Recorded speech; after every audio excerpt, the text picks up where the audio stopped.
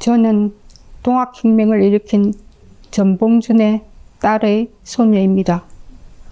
오늘 이 방송을 하는 것은 저희 외할머님이 녹두장군 전봉준의 딸임을 알리고 나라의 지도부들이 정치를 바르게 하지 않았을 때 백성들이 당하는 고통과 불행, 희생에 대해 말씀드리고, 또한 그 시대 정부의 잘못으로 후세 인간들이 얼마나 굴곡과 경랑의 삶을 살았고 그 피해가 지금도 이어지고 있다는 것을 말씀드리려고 합니다.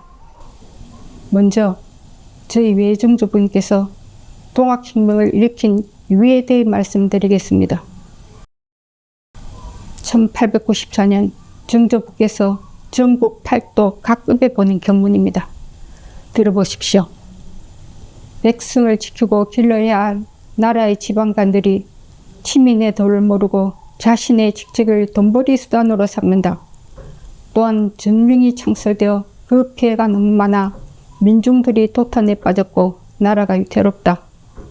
우리는 비록 휴하의 유민이지만 차마 나라의 위기를 자시할 수 없다. 각급의 군자들은 한 목소리로 을을 떨쳐 일어나 나라를 해치는 적을 제거하여 위로는 종사를 보전하고 아래로는 백성을 편하게 하자. 이 글이 경문의 내용입니다. 여기서 동학이란 만민평등을 의미합니다. 우리나라 역사가 시작되어 이어져온 모든 부정과 부패, 악의 원인은 어디에 있었습니까? 그것은 신분제도에 있습니다. 신분제도, 그것은 제도가 아니라 인간이 만든 탐욕입니다. 그 신분제도에서 한이라는 말도 나지요. 같은 하늘 아래 같은 해에 태어난 두 사람이 있습니다. 한 사람은 왕의 아들로 태어나 왕이 되고 또 한 사람은 노비의 아들로 태어나 노비가 되어 평생을 인간으로서의 자유와 권리도 없이 남의 종으로 동물보다 더 비참한 삶을 살아온 것이 우리 조상들의 삶이었습니다. 대한민국을 빛내고 있는 우리의 빛난 문화유산 누가 만들었습니까? 고구려 공덕화, 백제왕궁, 신라의 석굴암과 북사, 고려의 상담청자, 조선의 한옥과 백작이 왕족들과 양반들이 만들었습니까? 아닙니다. 양반이하의 하급객들이 만든 것입니다. 정조부께서는 백성의 고혈을 빨아먹고 국토를 공락하여 사복을 채우고 사람으로 사람을 매매하고 농민을 착취수단, 돈벌이 수단으로 이용한 모든 이들을 제거하여 잘못된 법, 잘못된 사회제도, 잘못된 정치를 고쳐 좀 더 올바른 국가, 정의로운 국가, 전제군주제를 폐지하고 백성이 살기 좋은 나라, 백성이 주인이 되는 나라를 만들고자 했습니다. 물론 현 정부를 상대로 하니 죽음을 각오했겠지요. 맞습니다. 정조부께서는 평소에도 나라와 백성을 위해 한번 죽어보내기 소원이라고 했습니다. 이 세상에 어느 위인, 어느 영웅이 나라와 백성을 위해 한번 죽어보겠다고 소원하고 실행했습니까? 헐벗고 굶주린 백성을 위해 일어난 인물이 있습니까? 양반의 신분으로 양반과 보호 밑에서 고통받는 백성을 위해 일어난 인물이 있습니까? 수령 밑에서 굴욕당하는 하급발을 위해 일어난 인물이 있습니까? 백성이 나라의 근본이고 근본이 잘 살아야 나라가 강해진다고 외친 인물이 있습니까? 백성에게 자유와 권리를 줘야 한다고 주장한 인물이 있습니까? 백성이 나라의 주인이 되어야 한다고 하늘 높이 소리친 인물이 있습니까? 정치는 백성이 하는 것이며 높은 간직에 있는 분일수록 백성의 말을 들어본 다음 말과 행동을 하라고 했습니다. 이 모든 것은 동학혁명인 동시에 민주운동입니다. 조선의 민주운동이 1919년 3.1운동부터 시작된 것이 아니라 1894년 전봉준이 제일 먼저 가장 크게 외쳤습니다. 1894년 조선의 인구가 1200만일 때 양반을 제외한 모든 백성들이 일어난 대혁명입니다. 그것을 증명하는 그 기간에 불린 찬미와 민요는 8개나 됩니다. 우리가 잘 알고 있는 새야새야 파랑새야 녹두밭에 앉지 마라, 녹두꽃이 떨어지면 청포장 쏠고 간다, 여기서 파랑새는 청군과 일본군을, 녹두는 전봉준을, 청보장수는 민중을 의미합니다. 그러면 1894년 조선에서는 무슨 일이 일어났습니까? 지방관들이 농민을 착취수단, 돈벌이 수단으로 할 때 다른 지도부들은 무엇을 했습니까? 정조부께서 일본 북한에게 한 말에 나옵니다. 그들은 백성의 고기를 빨아먹고 국토를 농락하여 사복을 채우고 사람으로 사람을 매매했다고 했습니다. 그들의 높은 분이 누굽니까? 조정의 대신 그들은 누굽니까? 과거 시험으로 가장 좋은 성적을 얻은 조선의 천재들입니다. 그 천재들은 백성들이 왜 헐벗고 굶주리는지, 농민들이 지방간에게 끌려가 왜 개적응을 당하는지, 정명에 무엇이 잘못되어 민중들이 도탄에 빠지는지 너무나도 잘 압니다. 그런데 그것을 바로잡고 해결할 국리는 안 하고 일어난 민중을 제거하겠다고 청나라에 원병을 요청합니다. 기가 막힌 일이죠. 이 세상에 어느 나라가 자국의 백성을 제거하겠다고 외세를 꺼려드렸습니까? 그리고 무슨 일이 일어납니다.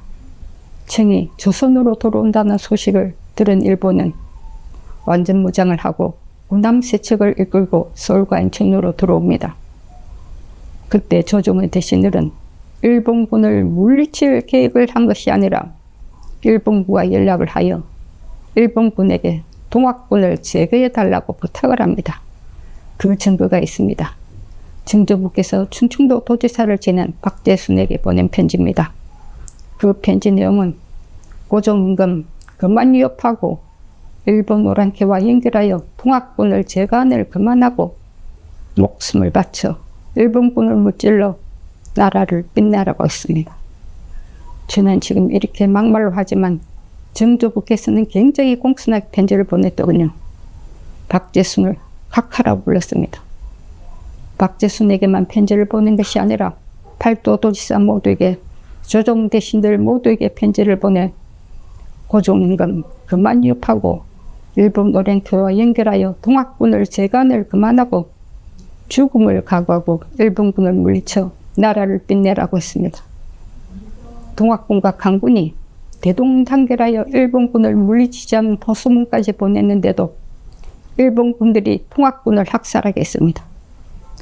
또 무슨 일이 일어납니다. 우리 땅 조선에서 일본이 청일전쟁을 일으킨 것입니다. 청은 일본을 이기기 위해 동학군을 더 죽였고 일본은 아시아의 강국을 내세워 동학군도 죽이고 청군도 죽입니다. 정조부께서는 9개월 만에 항복을 하고 동학군들은 청군, 일본군, 자국의 강군에 의해 전멸이 됩니다. 저는 그때 동학군을 아버지로 둔 자녀들의 피맺힌 절규도 들었습니다. 일본군들은 동학군을 기관포와 소총으로 학살을 하고 살아있는 사람에게 불을 질러서 살아있는 사람을 작두로 잘라서 살아있는 사람을 말의 다리에 걸어 말을 달리게 끌 죽였다고 했습니다. 저는 이 모든 것을 조사해가면서 피가 말랐습니다. 저는 수천 번이나 1894년으로 돌아가 죽창과 농기구만 손에 든 동학군들에게 현대 최신 무기를 나눠주고 저도 동학군에 되어 조정의 대신들은 제가 다 제거하고 싶었습니다. 자국의 땅에서 자국 백성 40만 명이 그렇게 끔찍하게 죽어간데도 조정의 대신들은 모른 체를 한 정도가 아니라 같이 동조를 했습니다. 동학군 40만 명, 우리 책에는 30만으로 나오지만 일부 신문에는 30만에서 40만으로 되어 있습니다. 동학군 가족은 120만 명은 되겠지요. 120만 명 백성들은 정부의 부복이 두려워 자신의 성까지 바꾸고 숨어 살았습니다. 우리 5천년 역사에 가장 무서운 일을, 가장 끔찍한 일을, 가장 잔인한 일을 바로 130년 전에 조정의 대신들이 저질렀던 것입니다. 조정의 대신들은 일본군을 물리쳐야 될 때 사용되어야 할 그들의 모든 에너지와 나라의 무기들을 가지고 동학군을 제거한 데만 사용했습니다. 그래서 조선은 어떻게 되었습니까? 일본은 동학군을 제거해 준 대가로 일본군을 조선에 주둔시키고 나라의 모든 일에 간섭을 하며 시비를 걸었습니다. 조정의 대신들은 더 똘똘 뭉쳐 일본군을 몰아낼 궁리를 한 것이 아니라 자신들이 탐욕에 빠져 친일락에게 합류를 하더니 결국 나라까지 팔아먹습니다. 자신의 목이 칼에 들어와도 죽어서 무덤 속으로 들어가는 아니더라도 끝까지 영원히 지켜야 될 나라를 팔아먹은 인간들은 조정의 대신들입니다. 학부 대신, 군부 대신, 내부 대신, 외부 대신, 농공산부 대신 5명입니다. 그 5명 중 학부 대신이었던 유한용을 가르친 미국인 선교사는 자신의 책에 이렇게 적었습니다. 나는 유한용을 가르치면서 날마다 감탄사를 연발했다. 그는 너무나 영리하고 똑똑하고 영악해 한 가지를 가르치면 10가지를 안다고 했습니다. 그렇게 좋은 머리를 나라와 백성을 위해서만 끝까지 사용했다면 대한제국은 건강하고 좋은 나라로 마무리가 되었을 것입니다. 그들의 잘못으로 우리 후세 인간들은 얼마나 굴곡과 격랑을 삶을 살아야 했습니까? 35년 동안 일본 밑에서 피눈물을 흘며 살아있고 수많은 인재, 의인, 독립군들은 일본에게 고문을 당하거나 학살되었습니다. 지금 정부도 그 피해를 당하고 있지 않습니까?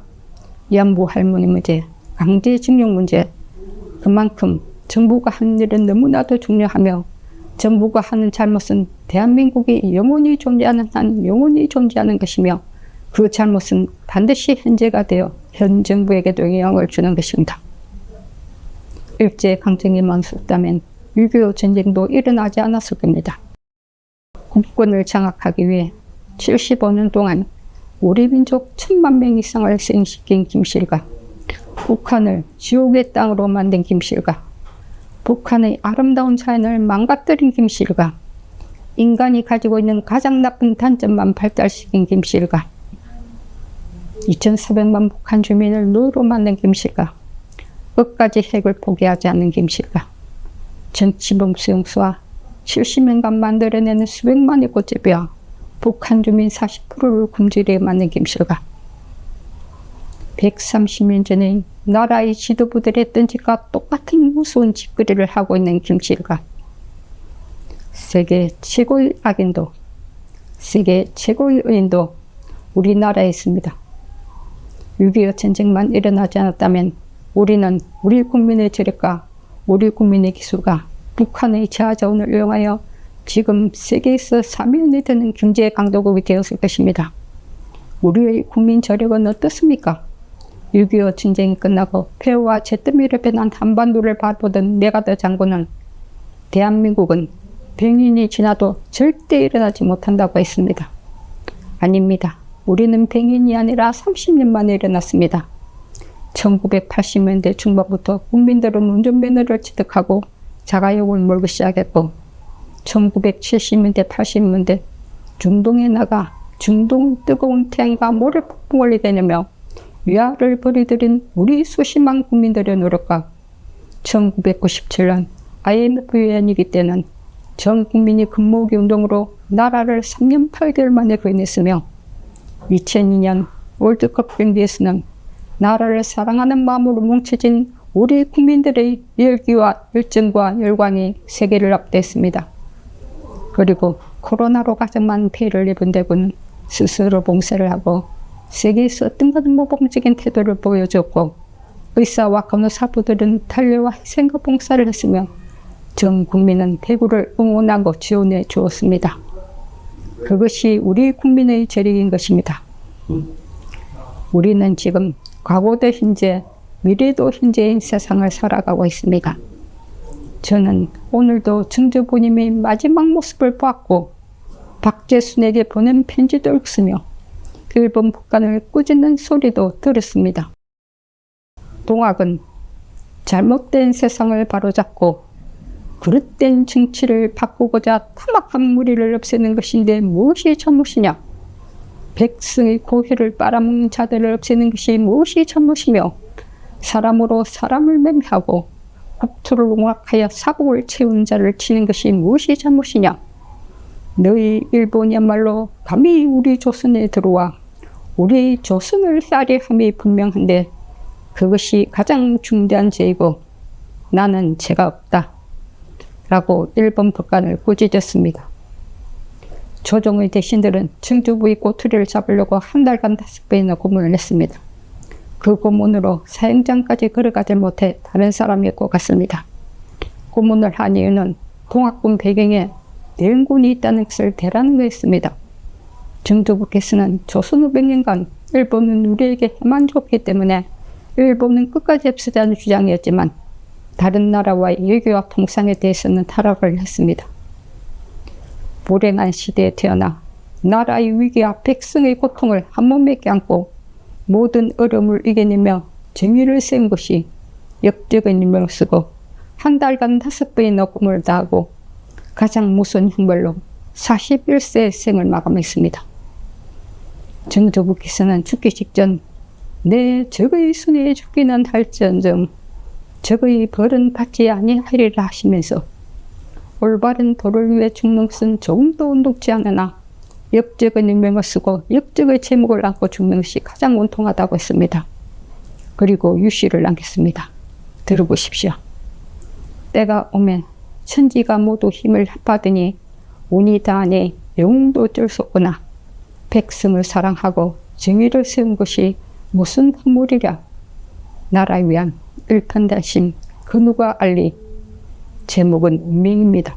증조부께서는 평화로운 조선 땅에 단 몇 명의 강간 우리들 때문에 일어난 것이 아니라 수년 동안 나라의 지도부들 모두가 공병부터 방백수령까지 모두가 탐관 노래가 되어 조선 팔도는 짓밟히고 만백성은 도탄에 빠졌기 때문입니다. 증조부께서 만천하에 발표한 창임과 등에 똑똑히 적혀 있습니다. 증조부께서는 호부군수로부터 어떠한 해도 입지 않았다고 했습니다.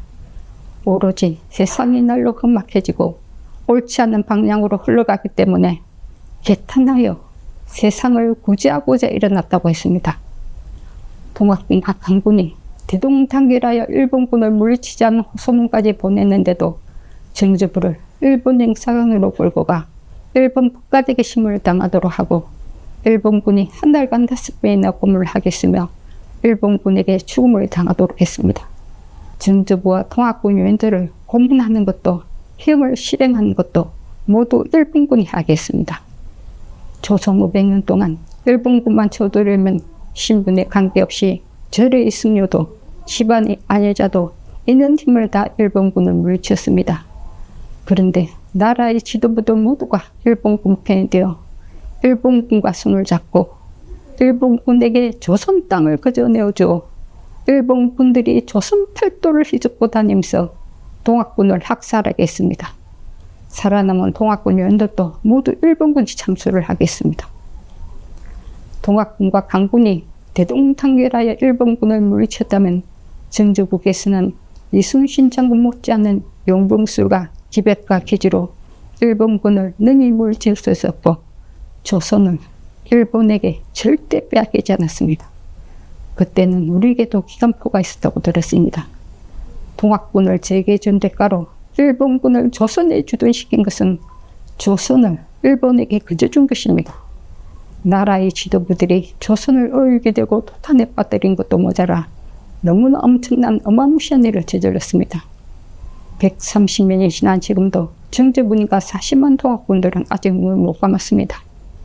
동학혁명을 있는 그대로 사실 그대로 정확하게 바르게 알리길 바랍니다. 전봉수는 호부군수로부터 어떠한 태도 없지 않았으며 오로지 그릇된 정치를 바꾸고 나라 지도부들 모두가 탐관 의뢰가 되어 고통받는 1200만 조선 백성을 구제하기 위해 일어났다고 바르게 알리십시오. 목숨을 바쳐 죽음을 각오하고 일본군을 물리쳐 나라를 빛내라고 했습니다. 그렇게만 했다면 조선은 빼앗기지 않았습니다.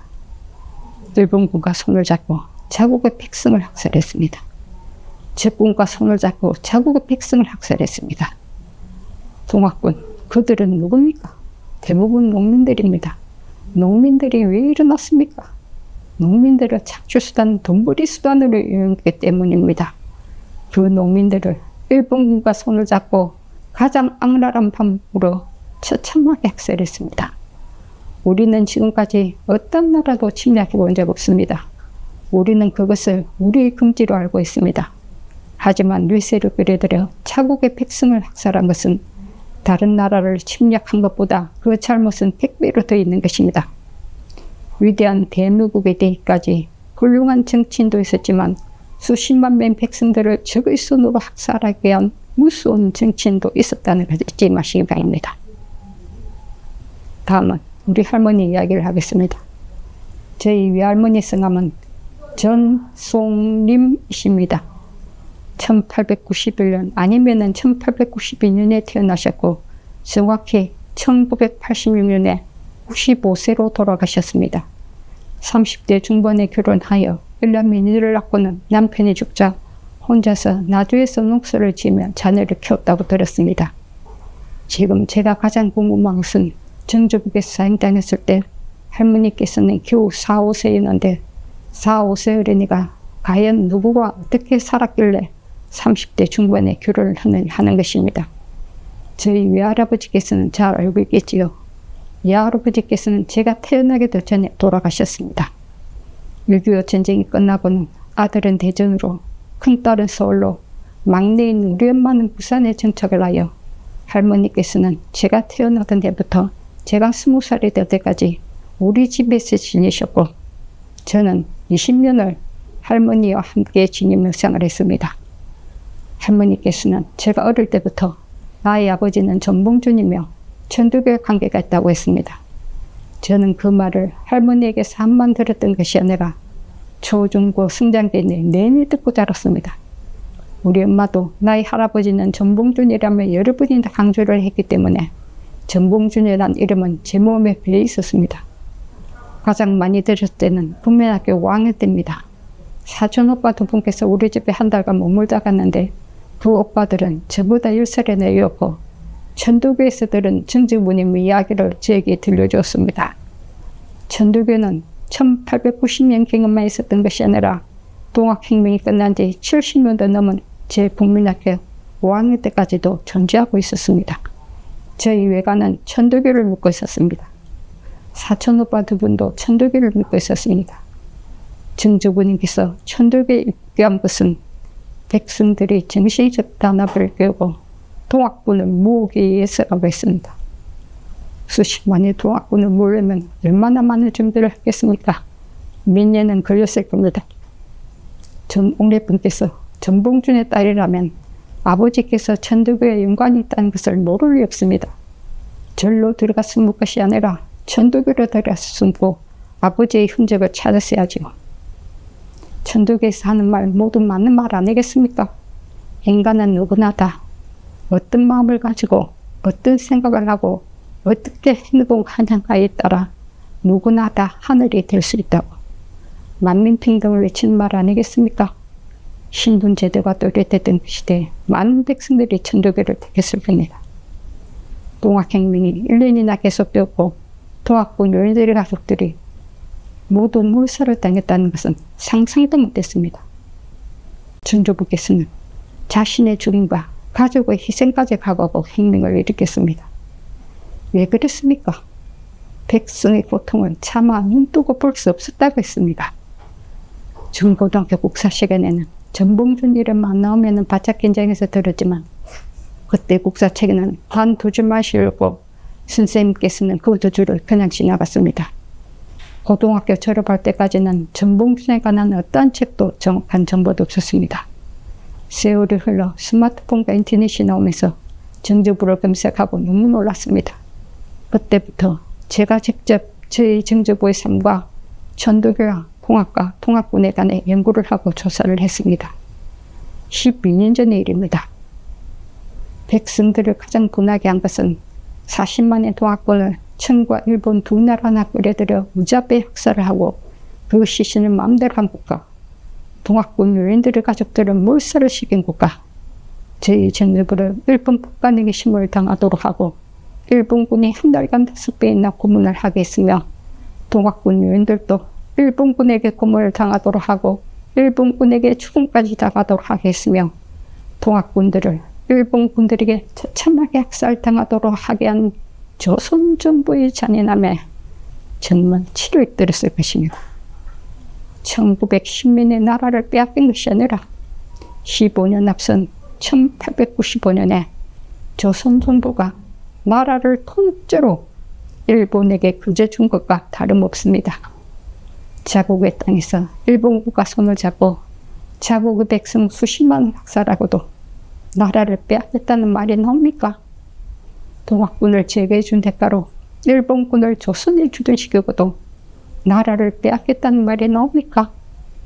1895년부터 1905년까지 조정제신을 일본한 1894년 나라의 지도부들입니다. 그 대표적인 인물이 을사오직된 박재순입니다. 지금의 한국사 책에도 동학혁명의 핵심을 빠져 있습니다. 조선의 백성 모두가 일어났습니다. 왜 모두 일어났습니까? 정정국께서 전국에 보낸 경무는 한 가지 권역으로 두 가지나 되며 그 외에 만천하에 발표한 창의문도 있고 만천에 발표한 등이도 있습니다. 그 등이와 창의문에는 나라의 지도부들이 백성들에게 행한 부정과 부패, 대표야물한 행파 만행이 똑똑히 적혀 있습니다. 그것을 있는 그대로 한국사 책옮겨 주십시오. 그들의 잘못으로 조선 팔도는 짓밟히고 만백성은 토탄에 빠졌다고 했습니다.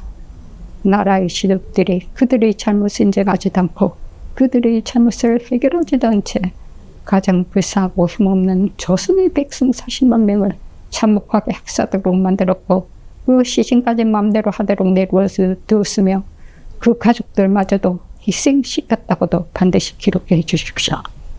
한국사 책은 우리의 얼굴이고 우리의 거울이며 우리는 우리가 잘못한 일도 정확하게 알리고 바르게 알아야 합니다. 정조부께서 대행군에게 기댄 흔적이 있다고 비난하는 분들께 묻겠습니다. 그것이 사실이라 하더라도 당신들은 누구한테 빌붙었어라도 나라와 백성을 위해 한 번이라도 죽을 결심을 해본 적이 있습니까? 동학혁명을 농민들의 생존 본능이라고 잘못 평가한 분께 말하겠습니다. 나라의 지도부들이 백성의 고유를 바라먹고 농민을 찾을 수단, 돈벌이 수단으로 이용하지만 나서도 농민들은 동학군으로 일어나지도 않았고 정조국께서도 목숨을 걸고 백성을 구하려고 혁명을 일으키지 않았을 것입니다. 외세의 침을 메문한 그 나라의 흥망성쇠도 그 나라의 행복과 불행도 그 나라의 지도자와 지도부들 그리고 정치인들 모두가 어떻게 달려있는 것입니다. 우리 할머니에게는 특별한 점이 있었습니다. 1960년대 초 우리 집 앞으로 채소 장사들이 자리를 잡고 장사를 시작했습니다. 그러자 할머니께서는 우리 집 담 밑으로다 틀을 내어 내부에 앉아서 장사를 생겨나게 했습니다. 그러자 우리 집 앞길은 시장이 생겨났고 사람들은 그 시장을 매축시장이라 불렀습니다. 그 이유는 우리 집 범일동과 그 지금 범일동 범오동은 일제강점기 일본인들이 군수물자를 나르기 위해 바다를 메마는 매축지라 매축시장이 된 것입니다. 그때부터 우리 집 대문은 한 번도 잠겨본 적 없습니다. 대문이 잠겨 심하는 할머니께서 밤을 잘 때까지였습니다. 할머니께서는 물이 필요한 매축시장 상인들에게 우리 집 수돗물을 이용할 수 있도록 했고 1950년대 중반부터 1960년대 중반까지 10년 동안은 우리 집에 살균탄을 들여오는 사람이 많았습니다. 그때마다 할머니는 무료로 제공해 주었습니다. 우리 엄마도 비슷한 일을 했습니다. 우리 집에서 1957년부터 1964년까지 7년 동안 무료로 살던 가족이 있습니다. 저는 분명히 우리 집에 전세금을 내고 있는 줄 알았습니다. 우리 집 3분의 1을 차지하고 살았기 때문입니다. 몇 년 전에요. 엄마께서 그분들이 그냥 살게 해줬다는 말 듣고 왜 그렇게 바보 같은 짓을 했느냐고 물었더니 집이 넓고 방이 많이 있어 그랬다고 했습니다. 자기 집이 넓고 방이 많이 있다고 우리 할머니와 엄마 같은 행동을 하신 분이 있으면 나보십시오. 증명할 수 있습니다. 제가 살았던 부산시 동구 범일동 252번지 1통 1번지로는 아직도 매축시장 흔적이 있고 그곳에는 우리 할머니와 엄마를 기억하는 분이 계시고 우리 집에서 7년이나 무료로 사는 가족 한 명은 저하고 국민학교 동창입니다. 그 집에 사는 17년 동안 우리 집 먹거리와 우리 집 수돗물과 우리 집 마당은 누구나 이용하고 사용할 수 있게 했습니다. 증조부님의 첫째 딸로 인증된 전 오래 묻게 묻겠습니다. 말하겠습니다. 하늘에 있더라도 들으십시오. 새 동생은 왜 찾지 않았습니까? 1895년 전 옥내분은 16살이었습니다. 살기 위해 혼자 절에 가서 숨었다는 것은 이해가 되지만 절에 가서 가만히 있었습니까? 증조부님께서 전국에 뻗는 견문두과지와 만천하에 발표한 창임과 등이 그 네 가지 가운데 한 가지 한 문장이라도 기억을 하려고 노력했습니까? 한 가지 한 문장이라도 글로나겠습니까? 한 가지라도 자녀들에게 더 전했습니까? 1968년, 69년 무슨 말을 해서 정봉주의 딸로 인정되는지도 모르겠지만 그 네 가지 가운데 한 가지 한 문장이라도 말해서 아버지께서 어른이라는 것을 밝히고 아버지의 한을 풀어주지 않았다면 정봉주의 딸이 아닙니다. 아버지께서 그냥 죽었습니까? 1년 동안 가장 어려운 일을 하고도 역적의 인명을 쓰고 역적의 제목을 하고 가장 무서운 형벌을 받았습니다. 16살 딸로서 억울하고 분하고 운동하지 않습니까? 아버지의 한과 자신의 한을 풀 마음은 조금도 없었습니까? 세상이 바뀌었을 때 아버지께서 하신 어려운 일을 왜 단 한 가지라도 세상에 알리려고 노력하지 않았습니까? 아버지를 위해서, 자신을 위해서, 그 시대 만백성을 위해서 교육도 많이 받았습니다. 증조부님의 직업은 글방의 훈장이었습니다. 증조부께서는 그 경문을 만백성들이 볼 수 있도록 전국, 팔도, 각급에 보냈다고 했습니다. 네 가지 단은 몰라도 경문 한 가지 첫 문장, 백성을 지키고 길러야 할 나라의 지방가들이 시민의 도를 모르고 자신의 직책을 돈벌이 수단으로 삽니다. 그 첫 문장만 외워서도 아버지께서 무엇 때문에 일어나는지 올바른 일을 하고 있다는 것을 분명히 알았을 것입니다. 무엇을 해서라도 아버지를 도와주고 싶었을 것입니다. 동학군을 아버지로 둔 자녀들은 그들의 아버지들께서 일본 군들에게 어떤 비참한 죽음을 당했는지 글로 남기거나 자기 자녀들에게도 전했다고 했습니다. 전 옥내분께서 경문이 있었다는 말도 하지도 않고 나의 아버지의 직업은 글방의 훈장이다 라는 말까지도 하면 진짜로 정봉주의 딸이 아닙니다. 1968년까지 왜 숨어 살았습니까? 백성들이, 이웃들이 자기를 역적의 딸을 알고 해를 갈까봐 숨어 살았다고 하는데 그 말은 아버지 정봉주에 대한 아는 시작은 하나도 없는 사람이 하는 말입니다. 나이 어린 동생들이 그 말을 했다면 일리가 있지요. 16살 딸은 다 보고 느꼈습니다. 그때 증조부를 역적으로 몰고 간 사람들은 탐관놀이로 가득 찼던 그 시대의 정부와 지도부들 그리고 양반들 뿐이었음을 그 시대 만백성들은 증조부를 추하고 의인 영웅으로 알았습니다. 그 증거가 두 가지나 있습니다. 첫째, 만백성들이 불러주었던 8개의 참여함이요. 어느 시대, 어느 난에, 어느 분기에 만백성들이 일어난 분을 위해 참여함인을 불러주었습니까? 그것도 8개나. 그 중에 한 가지는 분명하게 알 것입니다. 새야 새야 파랑새야 녹두밭에 앉지 마라. 녹두꽃이 떨어지면 청포장수를 건다. 이 노래를 만백성들이 아버지를 위하고 아버지께서 천군과 일본과의 싸움에서 반드시 이기기를 바라는 간절한 마음으로 불렀다는 것도 알 것입니다.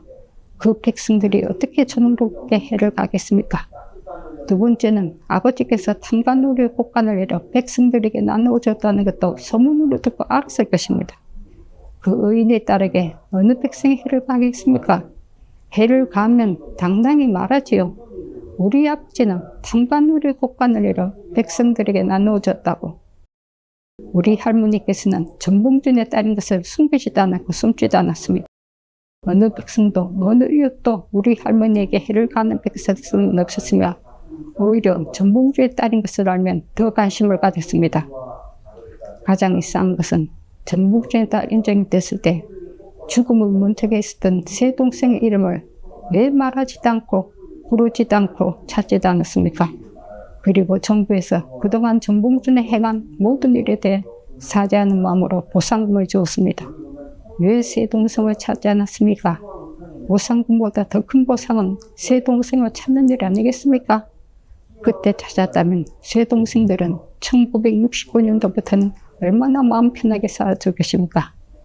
그때 새 동생 이름만 크게 불렀어도 우리 할머니는 달려갔을 것입니다. 전봉주의 딸 인정이 되고 정부에서 준 보상을 받았으면 제일 먼저 생각나는 사람은 엄마였을 것입니다. 진짜 딸이면 엄마가 언제 어디서 어떻게 돌아가시는지 분명히 알아냈을 겁니다. 엄마에 대한 이야기는 한마디도 없었습니다. 새 동생에 대한 이야기도 한마디도 없었습니다. 오로지 본인만 숨어서 힘들게 살았다는 말만 했습니다. 새 동생, 어떤 동생들이었습니까? 정오래분과 마찬가지로 죽음을 문턱에 있었던 동생들입니다. 저는 우리 할머니께서 어떻게 살아남았고 결혼 전 무엇을 하고 살았는지 전혀 모릅니다.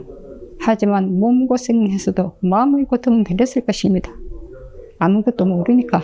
하지만 새 동생들은 어떻습니까? 모두가 일어나는 것을 보았지만 아버지께서 왜 일어났는지, 동학군들이 왜 일어났는지, 만 백성들이 왜 일어났는지도 모르는 동생들은 아버지께서 역적을 누명 쓰고 가장 우스운 행보를 받았는지도 모르고 진짜 역적인 줄 알고 숨어서 이름까지 바꾸고 얼마나 고통스럽게 살았겠습니까? 그 새 동생을 단 한 번이라도 생각했다면 죽기 살기로 찾아 했습니다. 찾는데 어려울 게 뭐가 있습니까? 1969년도에도 신문사들에서 꼭 방송국도 있었습니다. 그 두 곳을 영위한 대대적으로 찾았다면 보름 만에 찾았을 것입니다. 지금 막내라고 나온 전승리부는 나온 지 얼마 되지 않았습니다. 그런데 그분을 전옥래분의 자손들이 데리고 나왔다면 그분도 가짜입니다. 그런데 그분이 지금 둘째가 되기도 하고 셋째가 되기도 합니다. 이 모든 것은 전옥래분께서 56년 전에 전봉주의 딸로 인정되었을 때 새 동생의 이름과 나이를 말하지 않았기 때문입니다. 어떻게 전봉주의 딸이 새 동생의 이름과 나이를 말하지 않을 수가 있습니까? 이제 누가 전봉주의 딸인지는 정제부님의 시신이 나오지 않은 한 확인할 방법이 없습니다. 또 무슨 일을 한 백성이 있었습니다. 다친 몸으로 숨어 있었던 정제부를 구하라는 일주민도 우리 강군에게 알리는 것이 아니라 일본군을 찾아가 일본군에게 고발을 합니다. 미친 세상이죠. 일본군들은 정주부를 잡기 위해 현상군과 군수라는 폐슬까지 걸었습니다. 그것을 받기 위해 조선의 백성이 정주부를 일본군에게 넘깁니다. 정주부를 조사해가면서 저도 많은 것을 알게 되고 느끼게 되고 또 많은 것을 반성하게 되었습니다. 그리고 1894년, 1895년에만 나오는 정치인들만 본 것이 아니라 그때부터 지금까지 우리나라 근대사, 현대사에 나오는 대부분의 정치인들을 보게 되었습니다. 왜냐하면 정치인들의 잘못으로 1894년, 1895년 양반을 제외한 모든 백성들이 고통당하나 보았고 수십만 명의 백성들을 적의 손으로 학살하게 하는 것도 보았고 그리고 정치인들의 잘못으로 조선이 일본에게 넘어가는 것도 봤고 그리고 도저히 있어서는 안 되는 동족상잔의 전쟁까지 일으킨 미친 악마도 보았기 때문입니다. 북한에 있는 7, 8만의 국군 포로들이 70년 동안 어떻게 살다가 돌아가신 줄 아십니까? 북한에 그 많은 살과 돈을 주면서 국군 포로는 왜 그들의 생각을 안 했습니까? 왜 그들을 70년 동안이나 적 속에 살도록 내버려 두었습니까? 우리 모두는 그들을 수천 번도 더 죽였습니다. 세김씨가 인간이라면 절대 그렇게 해서는 안 됩니다. 인간이라면 정치공수용수도 만들어서도 안 됩니다. 인간이라면 북한 주민들을 지옥 속으로 몰아넣지도 않았을 것입니다. 그들은 인간이 아닌 악마 중에서도 가장 미친 악마이며 세계 최고의 사이코패스입니다. 75년 동안 끊임없이 우리 민족을 죽이는 일만 하면서도 잘못을 모르고 있습니다. 평화가 통하겠습니까? 절대 통하지 않습니다. 진작 제거되어야 할 우리 민족의 원흉입니다. 인간을 만든 조물주에 대해서도 생각해 보았습니다. 인간들이 행하는 무섭고 추악하고 잔인한 모습을 보게 인간을 만들었습니까? 모두 의인으로 만들든지 아니면 모두 악인으로 만들든지 교묘하게 섞어놓아 날마다 분탕질만 하며 살게끔 만들었습니다. 지금도 세계에는 아무 끄리낌도 없이 총성 없는 전쟁도 총성년 전쟁도 피비린내 나는 전쟁도 하고 살아가고 있습니다. 저는 어디에 속하는지도 생각해 보았습니다. 분명 저도 악을 선택할 때가 있었고 욕심을 부릴 때가 있었고 남을 배려할 때도 있었습니다. 하지만 제가 한 잘못에 대해서는 반성을 했습니다. 인간의 반성을 하지 않는다면 인간의 미래는 없는 것입니다. 지구온난화로 인한 기후변화로 인간이 멸종되는 것이 아니라 인간이 인간을 파멸시키는 무서운 세상이 될 것입니다. 자기 잘못을 반성하지 않은 정치는 항상 있었고 지금도 있습니다. 지금 이재명 대표와 친명계는 부패할 대로 부패고 교활할 대로 교활하며 추악할 대로 추악합니다. 마치 1894년, 1895년 정치인들을 보는 듯합니다. 그때 부패한 정치인들은 어린들 역적으로 몰았고 지금 부패한 정치인들은 있는 죄를 없는 것으로 무마하려고 생뚱을 울고 있습니다. 그릇된 정치인들이 대한민국 최고의 탄간 우리를 제1야당의 대표로 만들어 대한민국을 더럽게 하고 있습니다. 그릇된 정치인과 악을 선택하는 국민이 한 명이라도 손을 잡는다면 대한민국은 개판이 되는 것입니다. 우리는 개판이 되어버린 대한민국을 분명히 봤고 지금도 보고 있습니다. 이재명 대표와 친명계 개딸들이 벌인 무서운 짓을 악을 선택하고 반성하지 않은 국민도 항상 있었습니다. 1894년에는 저희 정조부를 일본군에게 넘긴 백성이 있었고 일제강점기에는 독립군을 일본에게 넘긴 무서운 백성이 있었으며 지금은 개딸들입니다. 개딸들은 대한민국의 독이고 악입니다. 개딸들을 등에 본 이재명은 완전히 미친 악마가 되어 인간으로 해서는 안 되는 일까지 했습니다.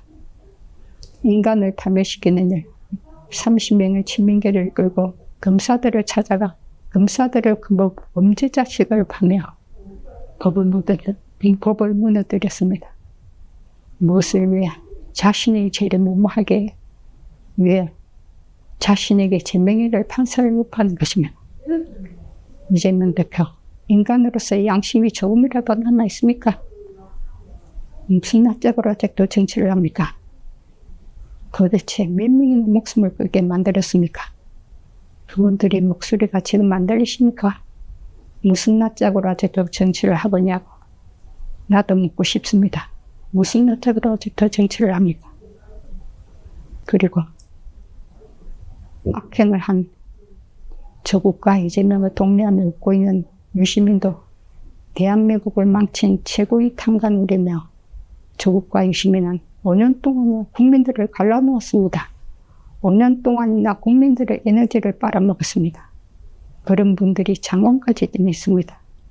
이제는 정의와 옳음의 선두에 있어야 할 대한민국 판사들이 많이도 많이 망가졌습니다.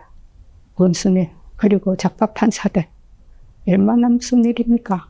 옳고 그름을 가려 옳음을 선택하자 인간은 정치인이 되어서도 안 되고 보수도 진보도 우리 국민 모두도 옳음을 선택하지 않는다면 대한민국은 병이 되는 것입니다. 대한민국은 이미 병이 들었습니다. 왜냐하면 내란 속에 있던 이재명과 망가진 판사들과 악을 선택한 순간이기 때문입니다. 이재명은 처음부터 내란을 일으켰고 국정을 마비시켰으며 날마다 끊임없이 계속해서 민주주의와 미생을 위해 진척하면서도 자기 주변 인물 7명에게나 목숨을 걸게 만들었고 7국 공무원에게 갑질을 했으며 처벌받습니다. 법인카드를 마음대로 사용했습니다. 무려 수천 명이나. 나라가 바로 쓰겠습니까? 대한민국 법이 악행을 한 이재명에게 합당벌을 신속하게 내리지 않다면 대한민국은 영원한 개판이 될 것이며 영원히 병에 걸려 있을 것이며 악의 세상이 될 것입니다. 저는 분명히 보았습니다. 1894년 정치인들이 악을 선택하고 반성하지 않았을 때 얼마나 무서운 일까지 저지르는 것을 똑똑히 보았습니다. 1894년이나 130년 지난 지금도 인간은 조금도 달라진 것이 없습니다.